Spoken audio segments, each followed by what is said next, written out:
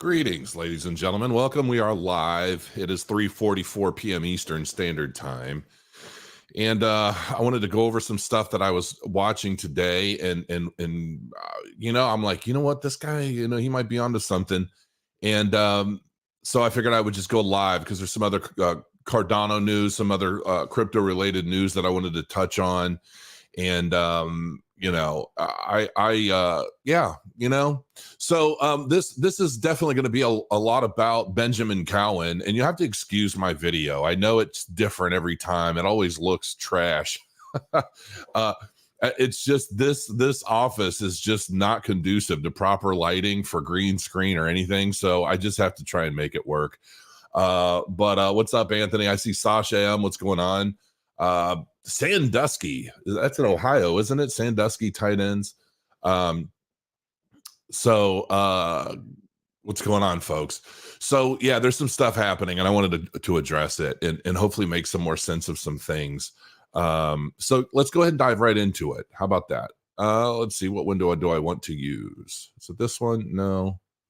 This one? Yeah, we'll use this one. So yeah, we're going to talk about Benjamin Cowen and Cardano, but ultimately I've thought this was interesting. Over 50% of pre-sold Solana Memecoins are abandoned within 1 month after a $25 million raise. This is kind of insane to me. Zach XBT identified 12 Solana Memecoin projects that have been abandoned by their founders in the aftermath of the Memecoin mania. And so, the narrative for this is just real. This is like real talk, apparently. Solana Memecoin pre-sales have rugged investors of over $25 million within the past month, as more than 50% of the top projects were abandoned, with some never even launching a token. That is creepy and that is eerie. And I kind of have to wonder why that's the case. Solana co-founder Natalie Yakovenko retained his negative stance on the phenomenon, commenting, pre-selling a meme doesn't make any sense to begin with. At the time, Yakovenko urged users to stop investing in Memecoin pre-sales after sharing an image of the top 22 projects, which raised over $100 million. So, okay, you know what? I'm going to give some credit because I didn't read this. I saw the headline and I thought we're going to cover it, and I'm going to cover it as it is. I commend Natalie on speaking out about this, because this is nonsensical, folks. And the idea is these pre-sales for meme tokens. It's like meme tokens have basically they're like trying to take over and have been ultimately kind of sort of taking over the ICO market of 2017, right? Where everything was a pre-sale. You get in at the very, very bottom before the general public is able to get in. The thing of it is these pre-sales, that is the general public. Like, I don't know how anybody thinks they're special. During the time of the ICO boom, pre-sales were generally for accredited investors. Okay, because you had to be accredited with AML, KYC, all these things to be whitelisted to be a part of a pre-sale, which is why there were so many of these like pre-sale syndicates all over the place that they would get their whitelisting, and then they would start these groups, right? They would start these big groups of people that weren't accredited, couldn't get in at seed sale. Or the seed phase of a new project. And so they would basically pool all their money and then buy the pre-sale tokens under basically one umbrella, right? And that's kind of how things started to work when, more regulatory intervention was starting to happen in the ICO boom. And more fear as projects were getting kind of like knocked out and hit. So but now it's like meme tokens, for whatever reason, have become like the new ICO, where people are going to throw $100 into something and expect 10,000 back. And that's just not the case, folks. It's not the case. We see these stories all the time of, this meme project just did 1,000x. This one just went up 4,000% overnight, blah, blah, blah. Do you have any idea how many of these meme tokens there are out there? And the thing of it is like anything else, it's like you have to know when to get out of them. Meme tokens to me are like a lottery, right? And chances are high you're going to lose your dollar, or you're going to lose whatever you put into it. It's just the nature of them, right? And it's like to keep something afloat, and for the founders to not, kind of, oh, well, we got success on this one, we're going to launch another one, and we're going to launch another one, and then this one's going to go by the wayside and people will forget about it. It's like, it takes a real responsibility. Or, like in the case of Crow Token, I haven't done shit. Like, flat out, I haven't done anything. I've had my viewers that have wanted me to have a Crow Token for years. And it's like, yes, I have plans for the Crow Token, and we've done little things. There are little use cases here and there. Like if you want to access like my one of my crypto metric spreadsheets, you know what I mean? It's gated by SoBlock, so you kind of have to have Crow tokens or Murder of Crow NFTs to get access to that, which we haven't updated in a while, but we probably will soon. Now that we're after the halving. And so, the general narrative for these things is like number go up, but the reality is even if it does, chances are you're going to lose that value before you sell anyway, because it's all these big hype machines, these big marketing bubbles. And once those things pop, it's difficult to get those tokens back to where they originally were, unless it's through like a bot automation or market makers or something to that effect. And it ultimately just kind of depends on what is the original or initial motive behind the project. Like with Crow Token, it was 100% fair launch. I supplied the tokens, gave them all away. I supplied the liquidity, locked it in for life, had to buy the tokens from the liquidity pool myself. So I effectively had to buy them from the protocol, but from the liquidity that I provided just to get some of my own tokens back. I airdropped a shit ton of them for free, didn't even tell anybody. I'm sure right now there are still people that have Crow tokens that still don't even know they have them, right? There are people that supported my channel and people that supported me in different things, but there's no real value. There's no significant value yet. It's coming. I do believe it's coming. I can't say that 100%, but like, I don't pump the Crow token like, you better get them, you better get in, whatever happens, happens. I don't want people to pick those tokens up expecting 1,000x or anything, because the likelihood of that happening is virtually nil. Like, I don't look at those tokens as like an investment, or I look at them like a meme token. Like, it's legitimately a meme token. People that like to support me and what I do pick up some of the tokens to have them. And that's it. And honestly, that's the way it should be. But so many people really do kind of abuse the system. They abuse their communities. They abuse people with all of this false hope and FOMO that's all artificially created. It's paid for, and it's just bullshit. So, I do commend the co-founder of Solana for basically standing up and saying something like this. I wasn't aware, because quite frankly, I've been under the impression that a lot of these projects are like paid to be on Solana to kind of help pump their transactional volume and all kinds of other things. And that could still be the case. I don't know. But of the 22 projects, Zach XBT has revealed that 12 have already abandoned just one month later. And I also know that there's software out there that's specific to the Solana blockchain that people are using to automatically buy up the launch of new meme tokens, because for whatever reason, a lot of these projects seem to pump on Solana. And I think it's honestly created a lot of the problems that Solana has, because it's just, the volume of transactions on Solana, have obviously shut it down. I mean, the blockchain, I think, was shut down for like a week at one point, not too long ago, creating a lot of problems for people. But really, I don't know what other use cases Solana has. If I'm honest, I just don't know. I don't know of any major anything using it. And I can't really imagine any that would, given the technical issues. But it is what it is. Like Moonkey, Frog, Temple, and Sorry. Buying a meme coin called Sorry, is that not like a self-fulfilling prophecy in itself? I mean, let's be real. Which raised over $2 million. It's just absolutely insane, man. I mean, a lot of these projects, and they're talking about the X Twitter account total SOL raised. It's insane. It's insane how much money these people are raising with stupid ass meme tokens and false hope and bullshit marketing. It really does bother me. It really, really does kind of irritate me. But you know what? Hopefully the co-founder of Solana is legit and stays with it and continues telling people, stop doing this shit.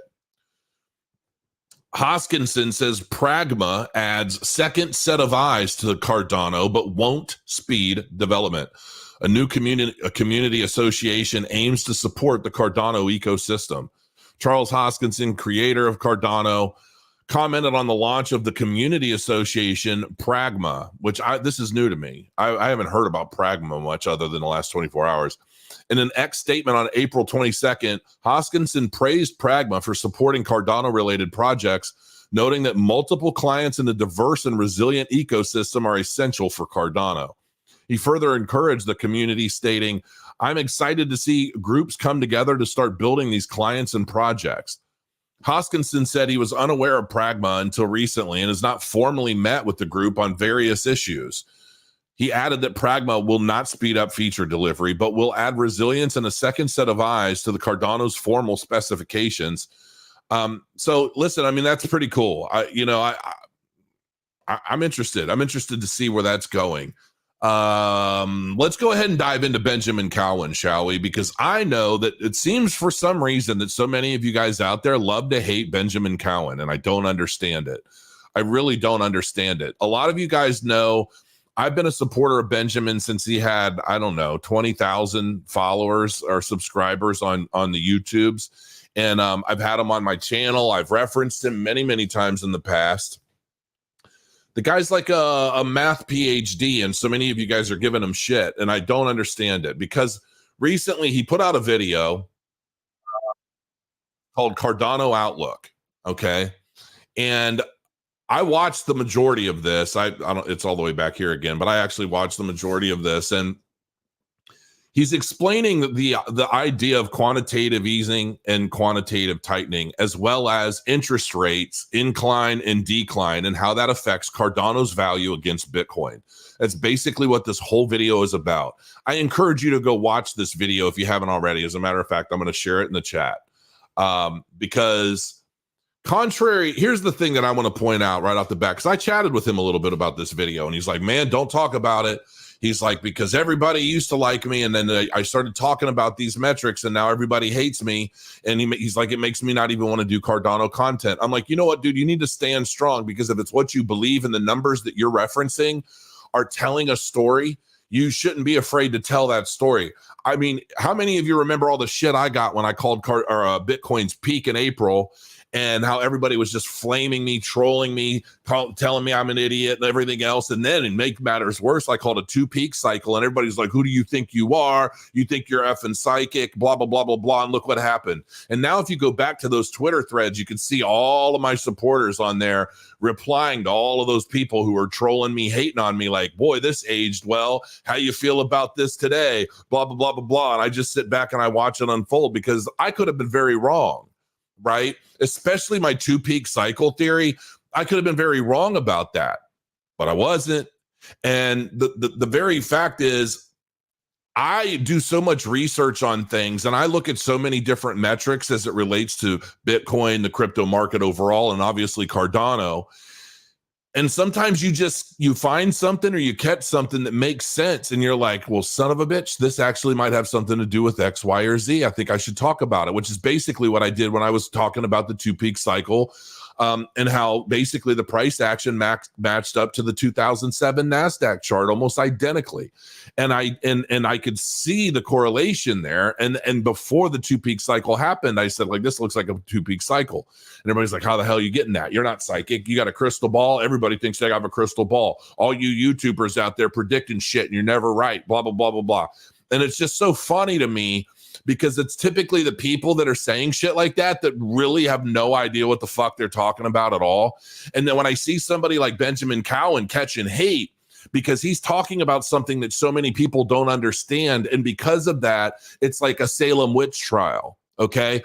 So not only do I want you to go watch this video, it's linked in the chat, but we're going to dive into this a little bit, and we're going to see if we can't educate some folks on why Benjamin looks at things the way he does. Because ultimately what he's breaking down here is Bitcoin's price against Cardano, and ultimately how Cardano tends to bleed against Bitcoin until it doesn't. And what sort of things are happening in the general financial and economic markets of the United States and potentially elsewhere, and how do those things reflect on Cardano? not just Cardano, but all altcoins in the market. He showed various examples of Cardano's price being affected by it as it relates to Bitcoin's price, but also a lot of other projects out there, a lot of other altcoins. Now, Cardano seems to do, unless I'm mistaken, it seems to do a little bit better than most, which is probably why it maintains its top 10 position in market cap. But generally speaking, it's affected by Cardano, or it's affected by these prices and what's going on in the world, includes things like interest rates. Now, I did some charting and I did some tagging on the chart. I'm going to show you in detail what I'm talking about. But the first thing I was referencing was Fed rate hikes over 2022, 2023, trying to tame inflation. What these mean, these are all the times that interest rates either rose or fell. Okay. And I basically charted this out to get an idea what that meant in terms of Cardano to Bitcoin. Now, if we go all the way back here, okay, on my chart, my pretty little chart there, this is weekly. Yeah. All right. So we're going to blow this up a little bit. Now, by the time the crypto market peaked, we were looking at like January 2018. We can see, this was Cardano's peak against Bitcoin, all the way up to like 8,802 Satoshis. Okay. So I'm looking at this, and you have to keep this in mind. This is not a Cardano versus USD. All right. Bitcoin is the base pair on this trade, or on this chart. Interest rates rose from December 17th, 2015 to December 14th of 2017 from 0.25% to 1.25% previous to all of this. Okay. So the first action that I saw was a plus 25 basis point, is a 25 basis point increase from 1.25 points to 1.5 points. But we were already in a full bull market swing at this point. Now, what happened after that? So the market peaked, but the market peaked long before the interest rate started going up. All right. Here we are, March 2018. It went up 25 bips, another 25 bips, 25 bips, basically 100 bips all the way from 1.5% all the way down to 2.5%. Okay. So it went up a full percentage point. By the time ultimately Cardano against Bitcoin kind of bottomed. All right.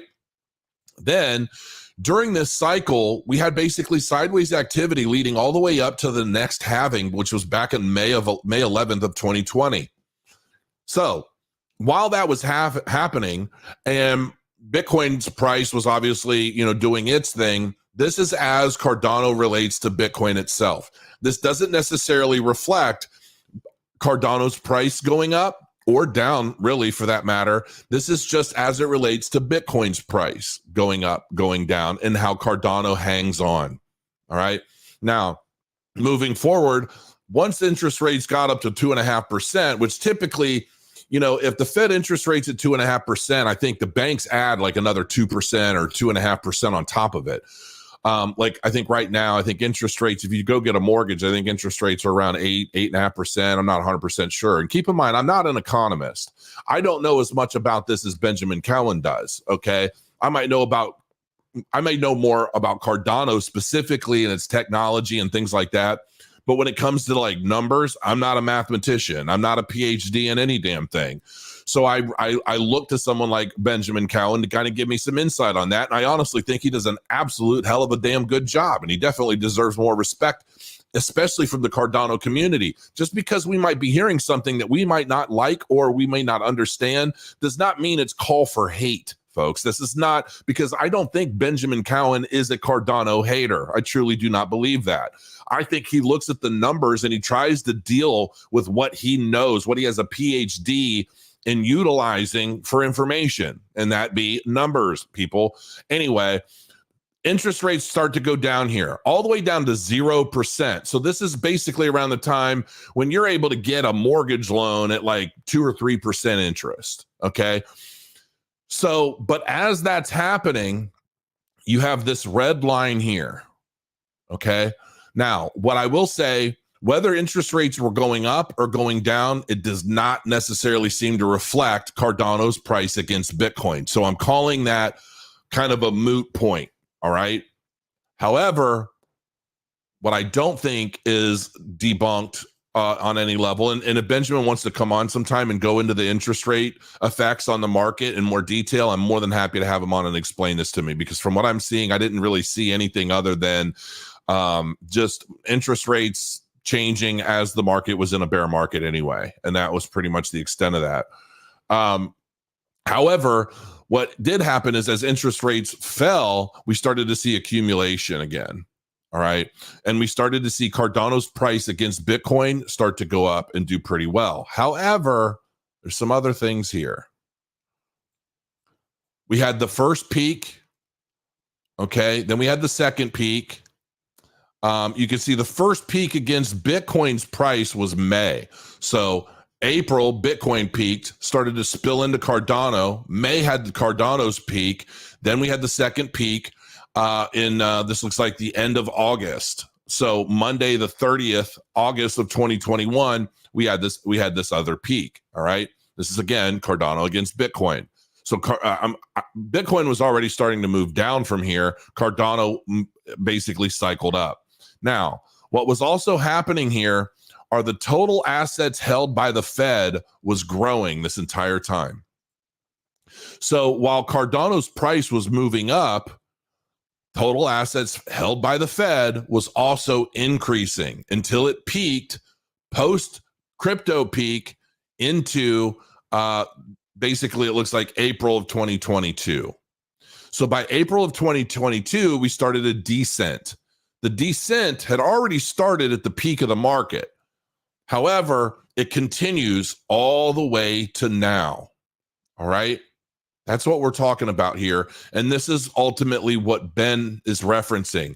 When they're accumulating assets, Cardano against Bitcoin does well. When they're not accumulating assets, Cardano starts to depreciate or bleed into Bitcoin. And some of the statements he's made of late is that he doesn't believe this has truly concluded. However, there's a good chance that by this summer, the total assets held by the Fed will likely pivot and start to increase again, ultimately driving Cardano's bull market as well as everything else, which is where we could very likely start seeing a significant push. Like what are the summer months? I mean, we're in April, May, June, July, a few months. That makes a lot of sense. Typically, post halving, the markets tend to go sideways for a couple months anyway. So if the market starts to go sideways for a couple months, I guess the question is to see what happens with this total assets by the Fed equation and this kind of metric here. Because ultimately, if we're looking, this is what I basically did. I took the balance sheets, total assets. This is WALCL in TradingView. For those of you that don't know, I had to ask Benjamin. Okay. Luckily for me, I have access to somebody like Benjamin where I can send him a message and he's pretty quick to respond. So I really respect the shit out of him. I really do. And I always have. But anyway, I was basically keeping track of the low, the high, and then the distance as it relates to that. I was trying to do this as a bars pattern, but when you're talking about trillions of dollars in assets, it doesn't really equate well here. Now, this is also another thing from this date here, which was March 14th of 2022, all the way out to here, which was July 24th of 2023, interest rates climbed from 0.25% all the way to 5.5%. So not only are the total assets held by the Fed decreasing, but you're also looking at a point where the interest rates started climbing. So now people have less money because they're paying more back to the government to try and fend off inflation. And when you're paying higher interest rates, listen, man, the difference between 3% and 8% in a mortgage can be significant, especially with, there's one thing I know about is mortgages, having helped to build mortgage companies. I was a loan officer. I did all kinds of stuff in mortgages for like 5-6 years.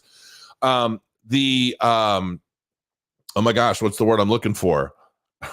It's the terrible way that mortgages are calculated, a mortgage payment. Amortization, that's what I'm thinking. Wow, it's been a long time since I've used that terrible word. But if you look at your amortization schedule, man, I mean, it's brutal. And I mean, you're basically paying interest over principal for the first, 10 years of a 30-year mortgage. I mean, it's insane. That's why I used to try and always refinance people out of a 30-year mortgage and into a 15-year at a lower rate if possible, because if they could make that payment, they would save 6 figures easy on a mortgage over the term of that. So anyway, so that's basically what we're looking at. And honestly, I think there's definitely something to this. And I'm not an economist, so I don't fully understand the way quantitative easing and quantitative tightening and these kind of elements affect the market. I just know that they're basically a tool utilized to try and push inflation down while the government's basically money printer go burr, printing billions and billions of dollars that they're just sending off to random places in the world for whatever reason, ultimately going into the pockets of these weapons manufacturers and God knows who else, and then they're getting their campaign contributions to keep that cycle flowing.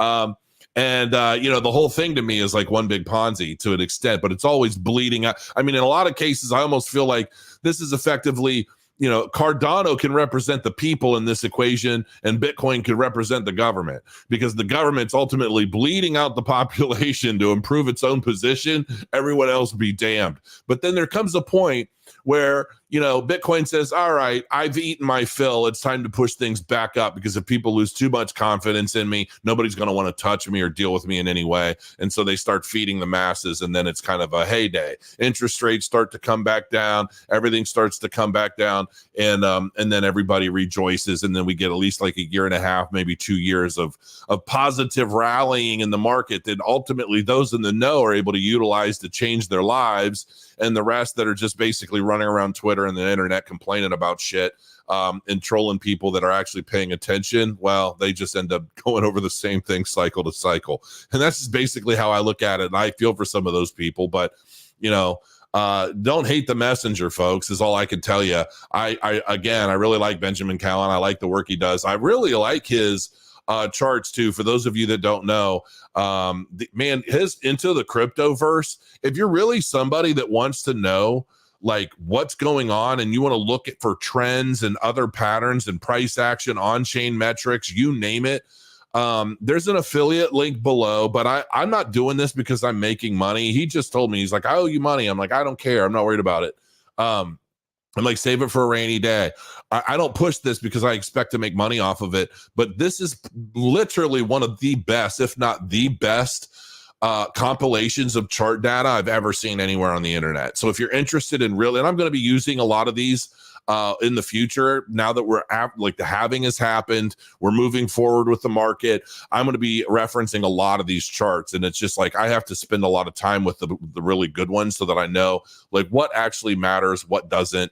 And so yeah, I'm just scrolling through. These are just Cardano charts. These are all Cardano related charts. You can basically get charts for pretty much almost, I don't know how many there are, hundreds of assets on here. So definitely check that link down below if you're interested in charts. Lots of charts, lots of data. Now, I want to fill this up here. Oh, I didn't want to do that. My windows are really wonky, and I'm really excited. I'm about to finish a 3D print.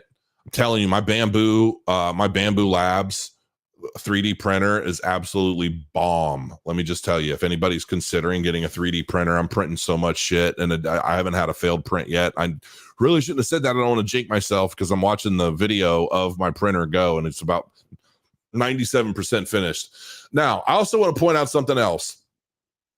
Hedera hash graph.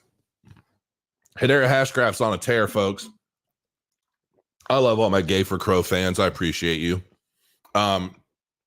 Now, Hedera Hashgraph it's up 43% on the day. It's currently trading at almost 13 cents. We did get a little bit of a dip. We were at around 12.3, and we're still moving. And I just told some friends of mine, I'm like, you know what? You might want to pick up some Hedera Hashgraph at 12, 13 cents.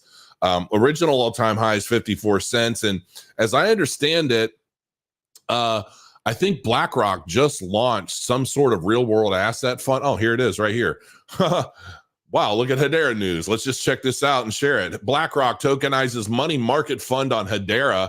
H-bar soars. This is the break Hedera Hashgraph needed. Obviously, I'm a Karate Combat fan. I love the Karate token for what it is. I think it's a fun only up gaming where you can basically just bet on fights, win more tokens, and then only up. You never lose.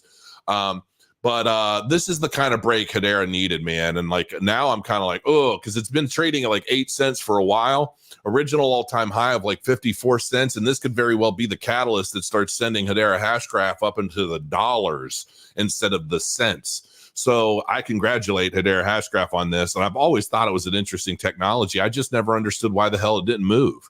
Like, why didn't Hedera move? It's a very interesting way that they're establishing blockchains. Arcax, Onera, and the HBAR Foundation have enabled the first tokenization of BlackRock's money market fund on Hedera. This is a major development in the real-world assets industry and comes after ABRDN PLC tokenized its MMFs on Hedera last year. The crypto world has witnessed a historic moment in the real-world assets industry after these people, a London-based digital asset exchange broker and custodian, tokenized the BlackRock ICS US Treasury Money Market Fund on the Hedera blockchain. This is huge too, man. And I also saw something else. Son of a gun. What was I just thinking about? Son of a gun. It was another really big thing that I wanted to mention, and I completely forgot what it was. I just saw it today. Oh, I saw something about a test where they're looking at potentially, they want to try and find out what it means for the United States market to be a 24-hour trade market now, instead of just like your 9:30 to 4, 9:30 to 5. That could be huge. I mean, listen, everything is gearing up, man. These folks, all these people that are in the know and have the power, have the means, the political connects, all of this stuff, they are going, and Larry Fink has said it himself multiple times, they are going to be tokenizing real world assets. The NASDAQ, the S&P, all these stocks, it's all going to be tokenized. It's all going to be traded 24/7. And, you know, quite frankly, it'd be nice to see you not needing to have spam call. I don't know what this is. It'd be nice to see not having to have, a brokerage account to be able to trade stocks. I would probably trade stocks if I didn't have to go through some broker platform. And like they're, just $10 a trade and fees and this and that. And I'm like, yeah, you know what? No, thanks. Let's go ahead and hop over to, we're about 32 minutes in. Let's go over some, what exactly is Gay for Crow? I'm just curious what that is. I think it's just gay fans that like are letting me know they're there and they love me. I love them too. I think that's all it is. I've had some women in the chat say straight for Crow, and I love them too. I just, it's all love. I appreciate everybody. I'm not like a phobe or anything. I don't care at all. I love everybody equally. As long as you're good people, I don't give a shit. Benjamin and Raul Paul think Cardano is a meme coin. I don't think Benjamin Cowen thinks Cardano is a meme coin. And if he said it, I would believe it was tongue in cheek. I think he understands there's a lot more to it than now Raul Paul. I mean, listen, when you're talking about some of these Bitcoin maxis, they'll say anything against some of the biggest competitors in the space. No, he is not a Cardano hater. I believe he makes his Cardano Outlook videos because he has interest in it. He just wants to make his Bitcoin dominance views clear. There you go, Sasha. Yeah, I agree with you. I mean, I know that a lot of these big folks, let's be real about it. It'd be a hell of a lot easier for me to just be a Bitcoin maxi. But, and generally speaking, even like we're seeing with Gary Cardone, if you've watched my interview with him, if you haven't, go watch it. He started out as a Bitcoin maxi. And why do I think a lot more people start off as Bitcoin maxis than anything else? Because it's easier. It's easier. It's safer. It's easier to understand. Once you start getting into like smart contracts, throughput, scalability, interoperability, all these different things that a lot of these alt chains are bringing to the table, I mean, it gets really sketchy, man. I mean, because you've got like, well, what's good and what's bad? What's legitimate? What's not? The only one that's really proven itself through the test of time so far to me is Cardano. That's the only one that's really come through. Well, I take that back. I mean, Hedera Hashgraph, HBAR still, it's going, man. I mean, it's doing its thing. It's just taking a while. I think honestly, we are trained and programmed as cryptocurrency enthusiasts to expect this get rich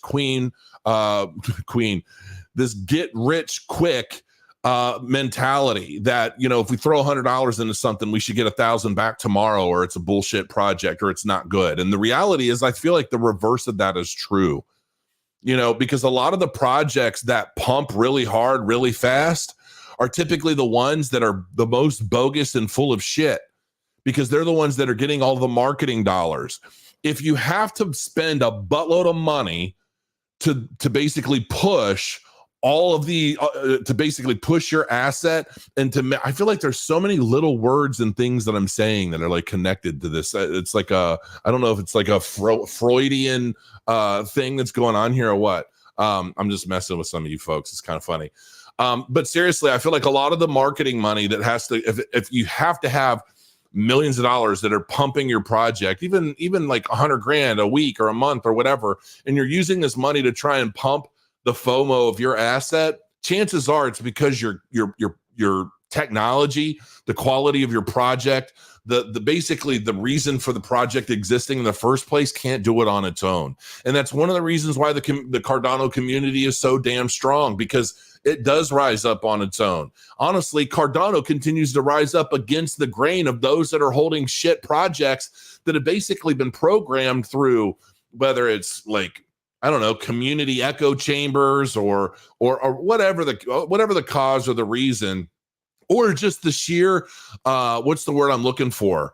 When you buy into an asset and you watch the number go up, even when it looked like the chain shuts down constantly and it has all these issues, but you see, this guy you like on YouTube and that guy you like on YouTube, and they're still pushing it and they're pumping it because honestly, they're making a hell of a lot of money to do that. I don't know, man. I don't know. Benjamin Cowen runs 2 Cardano pools. Oh, that's cool. I think I knew that at one point. I used to have 2 as well, and I caught a lot of shit, but I had to, because the one my Crow node ended up, I think at one point it was like 62 million ADA, and it was like we were in the brown, like all of our metrics were like basically like your node is oversaturated. So I created another one because I feel like people were so loyal to me at the time. Like right now, I think there might be like 32 million ADA delegated to the node, which is totally cool. But I feel like people were so loyal at the time that they wanted to be on Crow node. They didn't care. And it's like, I value that. I appreciate it. But I'm like, I had to give them somewhere else to go, because if they didn't go somewhere else, they were going to kill it for everyone else. So, but I got a lot of hate. Other stake pool operators were yelling at me and trolling me on Twitter a lot. Like, what are you doing? You're so greedy. You've got 2 nodes. I'm like, listen, the people weren't going to leave me regardless. It was just a matter of, did I want to hurt the people that were already staking because I was getting oversaturated, or did I want to spill over node? And then once things started to die down, I got rid of it. So shut up. Hey, Crow from Romania. What's going on, Adrian F? Welcome. Anthony, I know production. I can ping you later to help with the setup.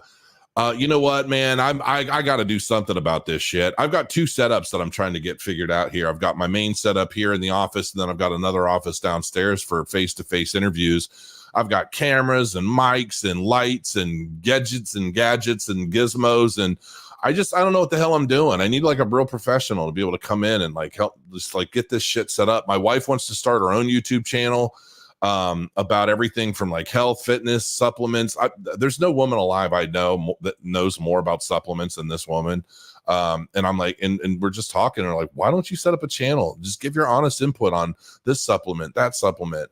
My wife is 40, folks, and she looks 30, like at worst. Like my wife looks phenomenal, and she's a big health nut. She's all about healthy food and supplements that help you do this and that and another thing. And I'm like, if women out there in the world really want to know what the fountain of youth looks like, just look at my wife's pantry, my wife's like supplement cupboard, and you'll know. And I'm like, why don't you share the mess? I'm like, do the same thing for supplements and health that I do for crypto. And so we're going to get her set up, and she's going to start doing that. And then obviously we're going to do things together as well. What up, Crow? Finally caught you live. Well, I'm glad you're able to do that. Welcome. Hey, Crow, awesome content, bro. Long time watching, first time commenting. Keep it coming. Well, thanks, Jason Beatty. I appreciate the comments. Today has been a pretty decent day. I've been waiting to go live all day. Normally I go live a little sooner.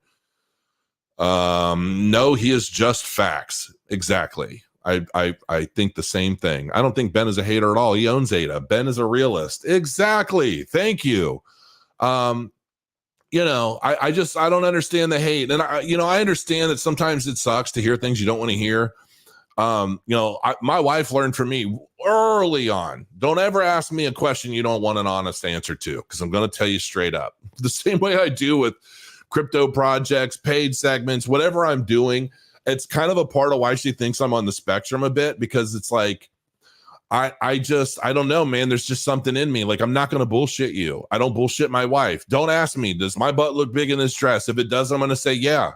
Doesn't mean it's a bad thing. It is what it is. That's why I always say, I love, oh my God, the Brazilian fighter. He was like a science project, or not Brazilian, he's Cuban. Sorry. He's a Cuban fighter. Joe Rogan talks about him all the time. I can't remember. He's just jacked. I don't even know. He's like in his 50s or something, but he's just like a monster. And he always goes, it is what it is. He's got the raspy voice. Anyway, it sucks I can't remember his name off the top of my head, but it's just how I roll. Stop following Cowen. If he is so confident about price action, he should short everything and put money where mouth is. Bill, come on. Don't be a hater. Don't be a hater. I really value what Benjamin Cowen does. And you know what? You know, I always tell everybody I'm always right sometimes. Okay. And it's, I don't necessarily think, I mean, I watch his stuff and I watch his videos on occasion. I don't like watch him every single day, but when it's Cardano related, typically I'll tune in, and sometimes I'll tune into what he's got going on with Bitcoin. And like, he never comes off like, well, this is what the numbers show, and this is what I expect, and this is going to happen on this date and this tomorrow. No, he's like, listen, this is what I'm seeing. I could be wrong. It's not set in stone. Things could change. The world can change tomorrow. But he's like, this is what I'm looking at. This is what I'm seeing. And it is what it is. And I respect that about Ben. I don't, and no, like, to be quite frank with you, you know, to say, well, if he believes what he's saying, he should put his money where his mouth is. That to me is kind of ignorant. I'm not going to lie. I appreciate you being here, Bill, but let's be fair about it. You know, how many times have you assumed that something may happen, but you didn't take action on it? And I'm not just talking about like in the crypto space or financially, but pretty much anything. You know, it's very easy to say, well, I expect to see X, but then you don't take action with it for one reason or another. That doesn't necessarily mean that, you know, you lack conviction. It just means anything could happen. And in the crypto space, anything can and does happen on a daily basis. Look at the SEC lawyers that were just like kicked out of the SEC for like being power hungry in these crypto cases and such. I mean, how many of us would ever expect to see that given the climate today? You know, it's news I should have covered, honestly. Ben has multiple stake pools, so he's a half hater. He's not a hater. Yes, H bar. I don't know why I have hair in my mouth. Ben uses Cardano to try to get views. He's very bitter. He doesn't have the following most TA analysts have. He's got almost 1 million followers, for one. And number two, I'm the one that told him to cover Cardano. Okay. For those of you that don't know, I'm the one that hounded Benjamin Cowen about covering Cardano in his chart assessments because I actually value what he does. He does me a service by sharing his thoughts and perspective with his PhD that I doubt any one of us has. All right. You know, and Tony, listen, man, I love that you're here, but that's what you get when you're a perma bear and team up with Gareth all the time. Okay. Well, I actually saw Gareth Salway at Gary Cardone's house at his birthday party, and I was wearing a mask, but it's not like you don't know who the fuck I am when a giant 7-foot monstrosity starts chasing after you. Like literally, like I basically was wearing the outfit, but I had like my anonymous mask on, and I'm like, I sold all my shit because of you. And I like charged at him, and he kind of had this look on his face. And I was like, I'm fucking with you, dude. He's like, Crow, right? I'm like, yeah, man, it's all good. I'm just messing around. I didn't sell all my shit because Gareth Salway. Yeah, I don't. I've said many times over the past like year that Gareth Salway is like the tone base of this market cycle. You know, I mean, hell, Tone Ace and those guys, they were all talking about this super cycle into oblivion, you know, prior to the 2021 peak, where they were, what were they calling it? They had some special thing that they were calling it. I don't know if it was super cycle. It was something else, like a hyper cycle down or something, but they were expecting the price to go like nothing. And sadly, I'm pretty sure that one of the gentlemen who came up with the theory, I think he passed away. And I'm sure he was a hell of a good guy. I'm sure he was a very nice guy. I never met him. But yeah, they were all really into this whole idea that like Bitcoin was going to tank really hard at a time where it just didn't make much sense. And it, of course, did not tank very hard. But that's kind of the, like Gareth Salloway kind of replaced Tone Vays in that sense to me. He should already be a millionaire with his confident calls. Let me just tell you this. Ben Cowen does very well. Okay. He does very well. And not only that, but he provides very, very solid tools to the community. I mean, this into the cryptoverse thing, I've never seen anything like it. So, and I'm sure he does well on that too. Big Daddy Crow, what's going on, Crypto Tom? How are you, man? Yet Sneck still going strong. Well, that's cool. I hope it is. I do. I hope it is. I followed Ben for 2 years straight daily. He sadly always called wrong, so I stopped watching October of last year. One thing clear, Ben does not hate Cardano. Thank you. And listen, we can all be right sometimes. And you know, the patterns that we see, I see patterns all the time. Sometimes I talk about them, sometimes I don't.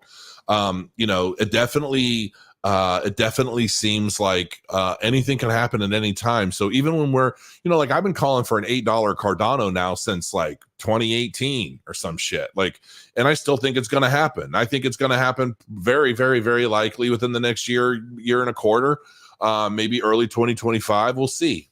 And when we get closer to the peak, of course, I'll be going streaming. I already told my wife this market cycle, we're not going any damn where. We're not moving any damn where. Like I'm keeping my ass right here because that was a big part of the problem why I didn't call the peak on YouTube. All my shit was in boxes. I was literally boarding a plane when I was tweeting that shit out. I couldn't get out. I couldn't trade. I couldn't do anything. So, you know, and honestly, I wanted to like get to Puerto Rico before I did anything. It just happened quicker than I expected it to. So I got caught up. Then I ended up with vertigo for 2 months. So I couldn't even get out of freaking bed. It was bad. It was really, really bad. But anyway, and you know, for those that are new here, it looks like there's 965 views. I never know. It looks like, so live viewers, 654 on Twitter and 311 on YouTube. You know, I'm looking at these stats. It's crazy to me. How do I have more than double the viewers on Twitter where there's like no SEO? I have literally like a third of the subscribers on Twitter. Thanks each and every one of you, though, by the way. Then I do YouTube, but I've only got 311 viewers on YouTube. Tell me how that works. Make that make sense. And unless I'm somehow shadow banned in some weird way. I think YouTube's algorithm, hopefully, somebody really needs to give YouTube's algorithm a swift kick in the balls and like because I know it's changed a million times since I used to get like 1,000, 2,000. Didn't I get like 2,000 live viewers at one point? Pretty much every day on YouTube. That hasn't happened since my channel was shut down. So, you know, and I still to this day, I still don't know why my channel was shut down. They never said why. My entire channel was shut down, and then they brought it back like a week later because all of you guys that I love so much ran to Twitter and just like rained them. What do you call it? Raid? You guys raided YouTube Twitter, basically telling them to bring Crow's channel back, and they did, but they never explained like, oh, sorry, that was a mistake, or oh, sorry, we didn't like your hair color. I don't know. Like nobody said anything. It just went, and then ever since then, my channel's been really wonky. I feel like I should legitimately have like 250,000 to 500,000 subscribers today. I really, truly do. Even though in the last bull cycle, I was like in Puerto Rico, I didn't do a lot of content, which I should have, because that was where a lot of crypto YouTubers really did blow up. And I didn't do all that. And there was a part of me that was like, you know what? You guys don't need me. I mean, everybody's doing well. You guys don't need me. But yeah. It looks like I needed you, and I didn't have you because I didn't do a lot of content. Ben Cowen does not hate ADA. He's made a lot of money. I'm sure he has. Benjamin Cowen is an altcoin hater, period. I don't think he's an altcoin hater either. I really don't, folks. I think you got Ben Cowen wrong. I think he's maybe pragmatic about it all. But he thinks that everything's going to turn around this summer. And I agree with him. I think that Cardano is really going to start making its run against Bitcoin which in turn is going to be against the US dollar, it'll probably start kicking off this summer. I think we might get a couple months where Bitcoin continues to rise up a little bit more, but we're going to see what happens, because when interest rates, I would love to see interest rates go down.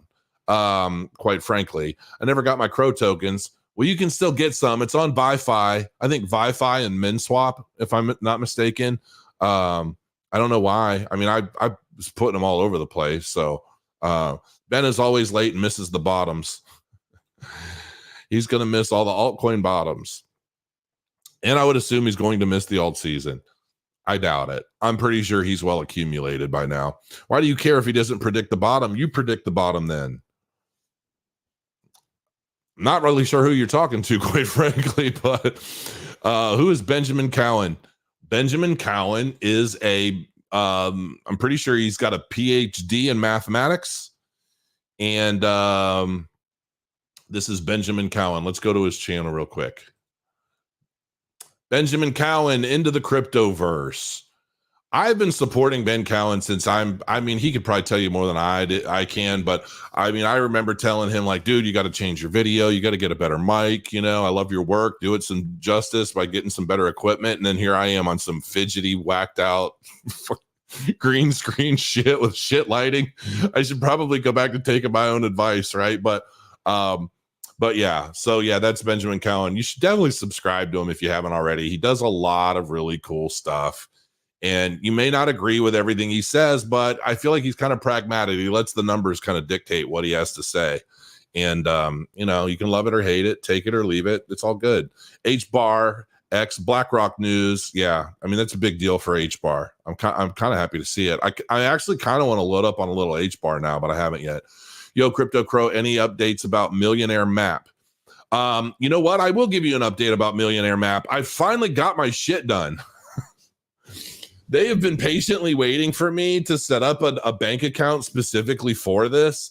And I just did that last week. I'm sorry. It's taken me forever for me to leave my house, go to the bank, and do all of that. Like, I had to find documents. I had to get stuff together to open the account.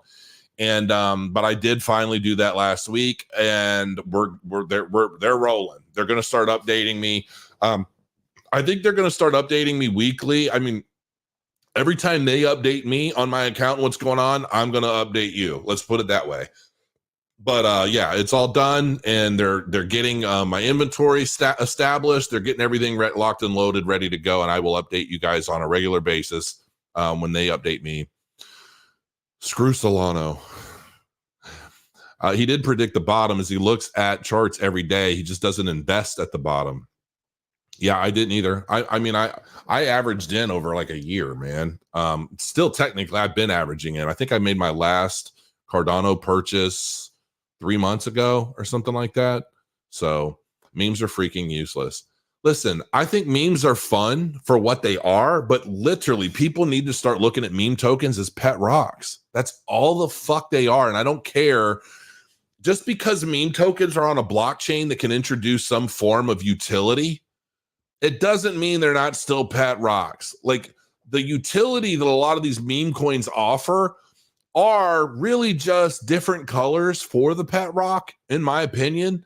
Now, like Crow token is a meme token. It is what it is. I know some of you guys that are holding it, you get mad and you're like, don't shit on your own token. I'm not shitting on my own token. I'm just calling it as it is. Like, nobody's going to buy Crow token tomorrow and get rich next week. It's not going to happen. And I'm not going to put out any kind of narrative that makes it even appear as such. What happens in the future, like when Crow's Nest launches in Cornucopias, and then Wargrim, my game I'm getting almost daily updates right now, and we're starting to utilize Crow tokens to be able to get like alternative or animated cards and things like that, and just like fun use cases that starts to give Crow tokens more value and higher demand against the sell and all that. Then we start creating an economy around it based off of its legitimate use. But I'm not going to run around pumping the shit out of it, trying to get everybody knocking the set. Because honestly, when I come out with updates, I want to surprise people. I like surprising people and say, you know what, you were a part of this from the beginning. because I look at Crow Token as something that's going to live forever beyond me, hopefully. And hopefully other people someday will come up with new use cases for Crow Token to keep that spirit alive. Because honestly, I look at what I do on YouTube as kind of a legacy motive for me. It helps me financially. Of course, it's what I do for a living, aside from obviously my investing and what I do in the markets and my side businesses and things. But I really take what I do on YouTube fucking serious as a heart attack, to the point where it has stressed me out. I've had breakdowns. I've had everything from like imposter syndrome to like, I've dealt with every emotion in the book when it comes to this channel and all of you. And I take it all very, very seriously. And I look at my Crow Token as kind of a legacy token. It's not just a meme, it's a legacy token. It's something that people hold who have been along this journey with me, who have supported me, who have been a part of me, who feel like, you know me, I talk to you, I chat with you, I share my journey, what I'm doing, what I think, pretty much on my sleeve anytime I'm live, anytime I do a video. And I feel like that kind of, it resonates with you, and it gives me a lot of like, this is what I'm here for. When I get the stories of the people whose lives have changed because they've been watching my channel and they took action on X, Y, or Z, even though I'm not a licensed financial advisor, I'm just some gray-haired old dude on the internet. I think I started on my YouTube channel before I started getting gray. Did I not? I'm like way more gray now. I think maybe YouTube is like the president. You know, like they always say that when you become president of the United States, you age like 5 times faster than the rest of the world. Like Obama, right? Like Obama was like just dark hair through and through. And then like by the end of his term, he looked like me. And I'm like, whoa, what the fuck happened here? Like Obama looked great. Now he doesn't. Like he's old now. It's been 4 years. And then it was another 4 years. I'm kind of joking, but you know, how many times have we seen presidents enter the Oval Office and come out looking like they got their ass beat for like 4 to 8 years? I mean, let's be real about it. It's kind of how I feel about my time on YouTube, if I'm honest, but it's definitely more of an emotional toll. Solana is trash for trash. I have no interest in it. I don't either. I don't either. Benjamin Cowen is a loser. No, he's not. He only tried to pump failed Ponzi coins like BTC. He panics each time the real utility tech pumps. Joe B, come on now. That sounds a little petty, if I'm real. Bitcoin is definitely not a failed Ponzi coin, but that was kind of a funny comment. Other than laughing at them on social media, memes, coins, what a joke. Yeah, I mean, you know, it's cool to have some. Snek is the only non-useless meme. You know, cool. I'm not a meme coin hater. I just like people that buy into them to understand.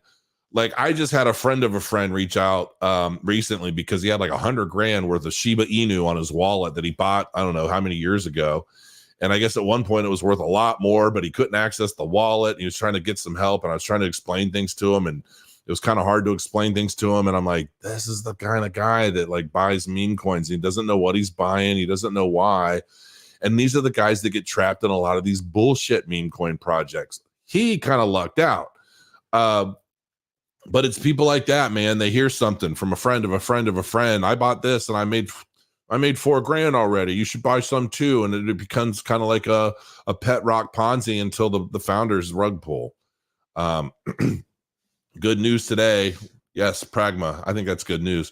Crypto Chef, my loyal supporter and associate who helps me with like my paid segments and my communities and all of that stuff.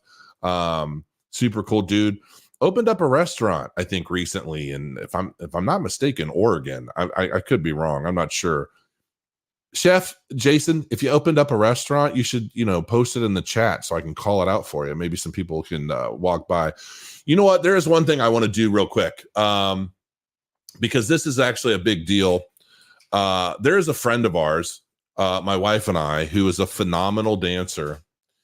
And I'm actually going to call all cars on this, and I might even get a little emotional because she's really struggling. And I would love to see some folks. Can I open this image? Yes, I'm going to open this image as well. And I'm going to share this because she really, so here's what happened. She's a phenomenal dancer, okay, and just like a absolute sweetheart. My wife absolutely loves her, And I'm going to go ahead and make this, I'm going to put this here like this. I'm going to blow this up. She's a phenomenal dancer. Okay. Don't leave yet, because I really want you guys to pay attention to this. But about back in November, she got something called Legionnaire's disease, okay, which I don't know a whole lot about.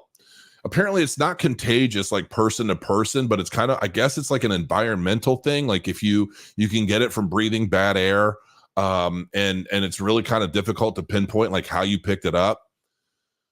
But it wrecked her. It wrecked her in a really, really big way.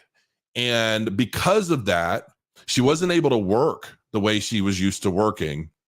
And then to add insult to injury, she picked up other things because of this infection, and it created other infections. So she's been dealing with all of this medical bills. She's got a young son who, this is going to be rough. But here, before I play this, I want to show you this. This is her Venmo, okay? At Kushina _the_ ninja. Kushina the ninja. She is actually performing in my wife's play coming up in May. And if you don't use Venmo, there's her Cash App. You can scan that QR code. I encourage you to do it. I'm asking you to. You don't have to, but if I've ever made you rich, if I've ever helped you out, this is one of those times to pay it forward, because she really needs some freaking help. And I'm going to let her, I'm going to try and guilt you into helping her, okay? Because this woman's strong and she's very powerful, extremely talented, and she really melted down and she's really struggling.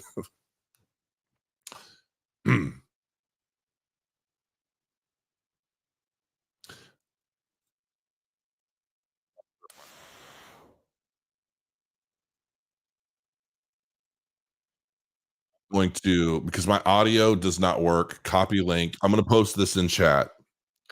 I want you guys to watch this video, um, and drop her a follow on Instagram. See, I can't, I can't watch this again, personally. But yeah, I don't know what else to say other than that right now. I don't use either of those apps. I'm going to try and help her out in some other ways, because I don't have Venmo or Cash App personally. But I'm going to see what I can do. I'm gonna flip her some coinage, but I'm gonna do it, and I don't have those apps. So anyway, like, I would really, really appreciate it. And if she tells me, hey, I don't know what happened, but my Cash App and my Venmo just started blowing up today, was that you? And if it has a profound effect on her situation, because she needs like 10 G's, because she's been back on her rent for I think since like November, December or something like that. So she's really struggling. She really needs some help. But I will come up with a way to, like, I don't know, man. I'll come up with a way to, like, pay it back somehow, like whether it's through Wargrum or I don't know, like I'll figure out a way. But ultimately, I would definitely encourage you guys, if you guys, I mean, anything matters, man, and it all adds up. There's over 1,000 people watching this right now. And you know, if you want to shed some tears, go watch that video on Instagram. Then you can help her out.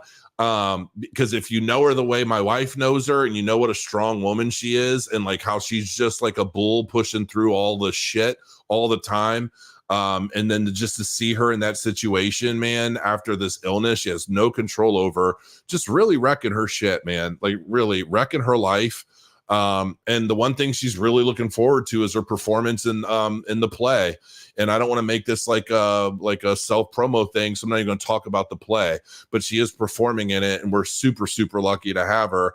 And she's very much looking forward to it as well, kind of like a break from all the terrible. So anyway, I don't know. Do me a favor, if you guys don't mind, hit me with a ninja. I want to see ninja in the chat if you plan on helping her out, if I've done anything for you. You know, I never really ask for stuff for me.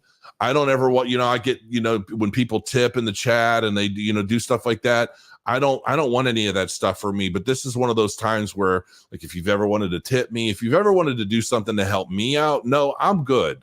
I'm okay. But this is one of those situations where I'd much rather use this platform to pay it forward if I've ever done anything for you. But I would really love to see some Ninja in the chat. Can you guys make me shed some tears in this live stream before I go? Let me know that you guys are going to help out Kashina the Ninja. I would really like to see that. She does have Cash App. I will leave these up. For a while longer. Can I like break this? Can I zoom? Yeah, there we go. I think that's Cash App, right? I think that's her Cash App. Danielle Hicks, Kashina 420. That's funny. Hashtag Kashina 420. I want to see this chat lighten up. We're not all broke. You know how I know we're not all broke? Because if you've been following me for any length of time, you've been accumulating for a while, and I know you've at least 1 to 2x what you started with. Okay, let's be real now. Now, you might have all your money tied up into crypto, but you're at least crypto rich right now. I'm sure you are. I need to get her set up with like a Cardano wallet. That's what I need to do. I'm like, listen, girl, you need a Cardano wallet. I'm going to flip you some ADA. And then I'm going to have all my followers who are big ADA folks, the biggest ADA whales out in the crypto space, and they're going to flip you some ADA as well. And I'm going to have to school her on Cardano. Amen, Billy Bong Thornton. Awesome, man. I'm so glad. Ninja for sure. Adam Clark. Yeah, we got to help her out, folks. Like, how powerful is the crypto community? How much can we have an effect on her life? How much can we actually help her? I don't want anything from you. I never want anything from you. I try to do things that you guys are going to like and appreciate and want to take part of. If I've got a product, maybe you want to buy it, maybe you don't. I don't really have a lot of that stuff. I'm not generally pushing much of anything. But man, there are some times where something happens and you see people that are down and out and you just want to like help them any way you can. And I'd like to think that my murder of crows is going to be able to help her. Absolutely. Come on, murder of crows. Let's make it happen for her. Let's make some kind of impact. Hate to change the topic, but you should look into a token called something else. Oh, Shane, I don't care about that project right now. Corny Bees in the house with a ninja in the chat. That's good. Here we go. Here for crypto AP ninja. Come on. I want to know that people are dropping some bombs on Kashina the Ninja. And I've got chills. I know I'm going to drop a bomb on her. I already know what I'm doing, but I need some help. Gentle Giant. Yeah, I'm a big wuss. Bradford. Awesome, man. Thank you, dude. And man, that stuff helps a lot. You just never know. I believe Ben is a straight shooter. Absolutely. He is a straight shooter. Absolutely. He's a straight shooter. I love Ben. I mean, I really do. I like him a lot. Jason, Ada Addy for Ninja. She does not have a Cardano address yet, but I'm going to help her get one set up because you know what? We're going to turn Kashina the Ninja into a Cardano bag holder. If it's the last thing I do, damn it. But yeah, she just has Cash App and Venmo right now. I mean, that's typically what people use. Tried sending something to her, but it wants me to enter the last 4 digits of her phone number. Interesting. I don't use either of those apps, so I don't really know how they work. If you tried one, maybe try the other. I don't know. Venmo and Cash App. I really don't know how those things work, unfortunately. But duly noted. Another ninja. Yes, Bradford, 50 on that. I love it. Night of Eternity. Don't tip me. I don't want it. Help Kashina the Ninja out. That's all I care about right now. $100 Ninja just now. Let's help her. Absolutely. Digital Assets, DGen. I love you. Thank you. Appreciate it. Sam Tripp. I just wanted her,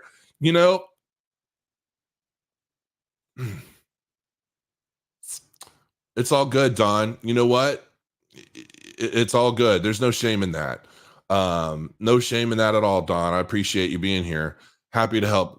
Absolutely, man. I appreciate it. Listen, I mean, sometimes it just feels really good to just surprise somebody, You know what I mean? It just feels good to surprise somebody with some help that they're not expecting, that they don't, they're so used to being let down. And it's just like, you know what? Used AI to generate crypto music. Yeah, some of that AI music generation stuff right now is really blowing up. Yes, Venmo has started doing that. Okay, so Venmo is the one people are having a difficulty with. So I guess this is the Cash App. And I'm pretty sure that's big enough at a high enough res that people are able to, wow, there's 800 people on Twitter right now, 277 people on. So my YouTube has dropped while my Twitter continues to go up. I mean, I would love to see some better functionality for videos on Twitter. Basically, if we could have our own, like an actual channel on Twitter that somehow our videos feed into, where you could just click videos and then all the video. I don't know. Maybe there is something, but I haven't seen it yet. But I mean, I'm from now on, I'm doing YouTube and Twitter simultaneously at the same time, every time at this point, because my YouTube metrics are trash and my Twitter metrics are always solid as a rock right now. And I think there's something to that. Never mind. I got it. Okay. You got it figured out, Jonathan. That's awesome, man. Awesome. Confirm without works. I had Cash App, but apparently deleted it. Set her up a wallet, Crow. Emlyn, I'm definitely going to be setting her up a wallet.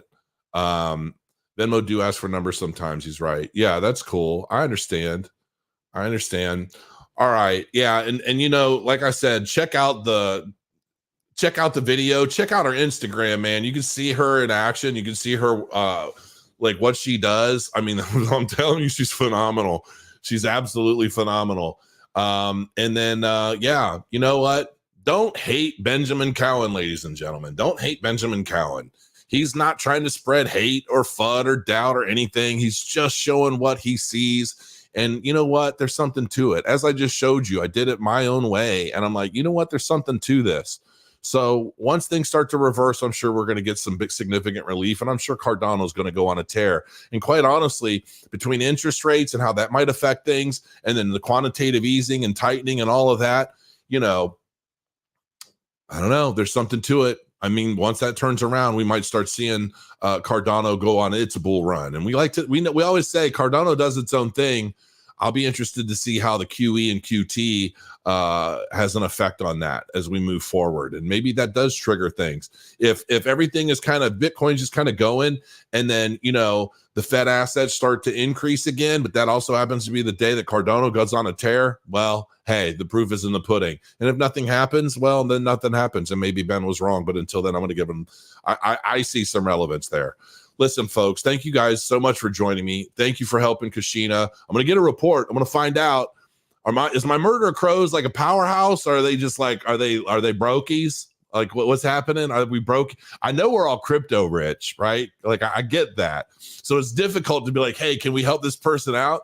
And then I throw up some Cash App. Like who's using cash for really much anything other than like paying like your utility bill or your car note today? Like really, right? So I get it. When I think of crypto brokies, I think like everybody's just crypto rich. Nobody's really broke. It's just like if you don't have a Cardano or a crypto address to use, it's like, oh, I'm powerless. I don't use that old school shit. So that's one of the things that we're going to do for her is we're going to show her what she needs to do to get into the crypto space. Listen, folks, I really do appreciate all of you. I love my gay for crows, my straight for crows, like everybody. I'm going to try and go live more consistently. Sometimes, it's difficult for me to go live when I don't really have anything really special to say. But, you guys have to let me know in the comments. Sometimes I might just go live and just shoot the shit with you guys for an hour and just go back and forth on comments. If you're cool with that, I'm down with it.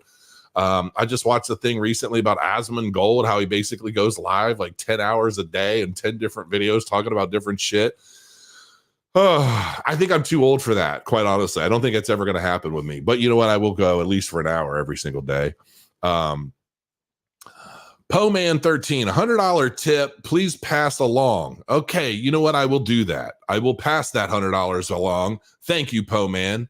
Hopefully this doesn't make you more Po than you started as. Yes, absolutely. Poe Man's in the house. He's dropping some C notes on people. Listen, man, I appreciate it. I really do. And yeah, of course. I'll absolutely. And you know what? At some point, we're probably going to be doing some videos with the cast of the play. And I'll let her tell you guys. Did you guys hit? Did you hit her in the feels a little bit? Did you make an impact? Like what did you guys do? That's what I really want to find out. If she tells me like, yo, I don't know exactly what happened, but I just got this amount and this is going to really help change a lot of things for me, then I'm going to like love all of you guys that much more. I'm going to try and figure out something special I could do for everybody. But if she's like, yeah, you know, I saw $200 in my account. Thanks, man. And I'm like, that's all my followers were able to do after like me just busting my ass trying to make them rich. It's all they did. But I've got a bit more faith in you guys than that, so I'm pretty sure she's probably getting some bangers right now in that account. And I definitely appreciate it, so I will keep you guys updated to that as I know more. Hopefully she's pleasantly surprised. We'll find out. Until next time, guys and gals, thanks for joining me. I really do appreciate you. And until then, till next time, crow your coins, and I'll see you soon.